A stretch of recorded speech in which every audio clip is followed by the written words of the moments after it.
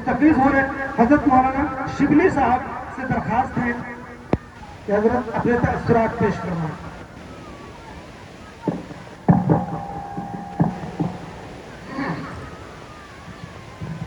الحمد للہ والصلاة والسلام على نبيه وبعد.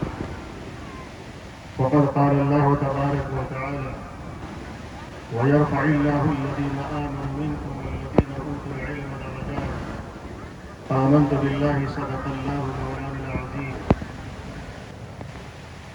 میں بہار کی سرزمین پر اور بہار کے ایک بڑے مسلم آبادی پر مشتمل علاقہ جس کی بنو کی بڑی آبادی پرسونی کی سرزمین پر ملک کے معروف عالم دین بلکہ پوری دنیا پر جس خانوادے کا علمی فکری احسان ہے اس خانوادے کے سپوت اور سچے جانشین حضرت مولانا محمد سفیان صاحب علی کا خیر مقدم کرتا ہوں، ان کا استقبال کرتا ہوں اور یہ سمجھتا ہوں کہ حضرت متضلہ کا یہاں تشریف لانا اس پوری آبادی اور پورے خطے کے لیے نیک کار ثابت ہوگا انشاءاللہ. حضرت کے ساتھ امارت شریعت بہار اڑیسہ جھارکھنڈ کے نائب امیر شریعت حضرت مولانا محمد شمشاد رحمانی صاحب علی جو اپنی مشغولیات کے باوجود آپ کی محبت میں اور حضرت دامت برکاتہ کی محبت میں یہاں تشریف لائے. حضرت مولانا ساجد غفران ساجد صاحب کی دعوت پر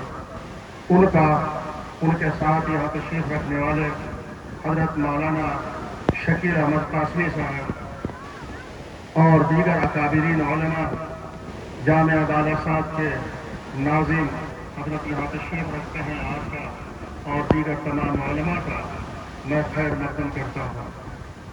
حضرات، آج کا یہ سیمینار دو عنوان پر ہے. ایک ہے تذکرہ علماء مدھوبنی اور دوسری نسبت اس کو حاصل ہے اللہ کی کتاب کے بعد سب سے صحیح کتاب اور سب سے معتبر کتاب بخاری شریف کے افتتاح سے. اور یہ دونوں نسبتوں کی جو سعادت ہے وہ سعادت اس بستی کو مل رہی ہے. اس کے لیے آپ تمام اس آبادی کے لوگ اللہ کی اس بے پایہ نعمتوں کے جہاں مستحق ہو رہے ہیں وہیں آپ کو بار بار اللہ کا شکر ادا کرنا چاہیے. جناب مولانا غفران ساجد صاحب جو بصیرت آن لائن کے زیر اہتمام علماء مدھوبنی کے تذکرے کا ایک سلسلہ انہوں نے شروع کیا ہے کئی پچھلے سالوں سے 3 سالوں سے. پچھلے سال بھی جب اوسی زیرو مال میں پروگرام ہو رہا تھا حضرت نائب امیر شریعت متضلہ کے ساتھ میں بھی آیا تھا. اس سے پہلے بھی یہ پروگرام ہوا. میں مولانا کو بھی مبارکباد پیش کرتا ہوں کہ آپ نے علماء کی خدمات جو ہمارے درمیان نہ رہے لیکن نہ جانے کن کن شکلوں میں انہوں نے اس ملت کی خدمت انجام دی ہے اور کی خدمت کے اثرات آج ہم محسوس کر رہے ہیں.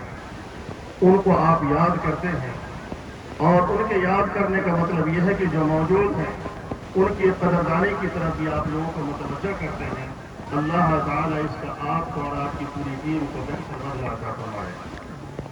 جامعہ ام الہدیٰ کے ناظم جناب مولانا نوشاد صاحب اور اس کی پوری ٹیم کو بھی میں مبارکباد پیش کرتا ہوں کہ مولانا نوشاد صاحب یہاں نہیں ہیں لیکن وہ برابر رابطے میں ہیں اور وہ دیکھ رہے ہیں کہ ایک ادارہ جو لڑکیوں کی تعلیم کے لیے قائم کیا گیا وہ ادارہ ترقی کی طرف بڑھ رہا ہے اور وہ خوش ہو رہے ہیں. اور آج کے اس اجلاس میں اپنی جسمانی غیر حاضری کے باوجود وہاں سے بیٹھے ہوئے اس نظارے کو دیکھ رہے ہیں. بڑی بات ہے کہ ایک شخص نے اپنے سماج کی بچیوں کی تعلیم کے لیے سوچا. ایسی سوچ کو ہم سب کو سلام کہنا چاہیے اور ان کی قدر کرنی چاہیے. آپ یہ جانیے لڑکیوں کے ادارے بہت ہیں، لڑکوں کے ادارے بہت ہیں لیکن لڑکیوں کے ادارے کم ہیں. اس علاقے میں لڑکیوں کا بڑا ادارہ جامعہ عائشہ کی شکل میں وجود میں آیا جس کے ناظم جناب مولانا مفتی حسنین صاحب یہاں تشریف رکھتے ہیں. اور پھر اس سے چراغ جلتے ہوئے کئی لڑکیوں کے ادارے قائم ہوئے. ظاہر بات ہے کہ لڑکیوں کی تعلیم ایک فرد نہیں، ایک خاندان اور سماج کی تعلیم ہوا کرتی ہے. اللہ تعالیٰ ایسے ادارے کو جنم دینے والوں لوگوں کی حفاظت فرمائے، ان کے حوصلے بلند فرمائے. میں اس موقع سے کوئی تقریر نہیں کروں گا، میں میزبان ہوں. میرا گھر بھی اسی پنچایت میں ہے، پرسونی پنچایت کے دکشنی بستی اسراہی میں میں رہتا ہوں. اسراہی میرا گاؤں ہے. تو میں گویا کہ اپنے تمام مہمانوں کے استقبال کے لیے یہاں حاضر ہوں. پوری بستی کی طرف سے، اس پورے سماج کی طرف سے، اس ادارے کی طرف سے، بصیرت اولین کے ذمہ داروں کی طرف سے آپ تمام حضرات کی تشریف آوری پر میں دل سے خوش بھی ہوں، دعائیں بھی دیتا ہوں اور یہ تمنا کرتا ہوں، امید رکھتا ہوں کہ یہ سلسلہ جاری رہے گا. حضرات، میں آپ کو بتاتا چلوں، کوئی معمولی بات نہیں ہے. اللہ کے رسول حضرت محمد صلی اللہ علیہ وسلم نے ارشاد فرمایا کہ جس نے ایک عالم دین کو دیکھا اس نے گویا مجھے دیکھا. جس نے عالم دین سے مصافحہ کیا اس نے گویا مجھ سے مصافحہ کیا. آپ کے سامنے حضرت مولانا سفیان صاحب قدس اللہ علی جیسی شخصیت اور دیگر اکابرین علماء کی موجودگی ہے. یہ ہمارے لیے کوئی کم سعادت کی بات نہیں ہے. آپ جتنی دیر تک بیٹھیں ان کی باتوں کو غور سے سنیں، ان کے چہروں کو دیکھیں.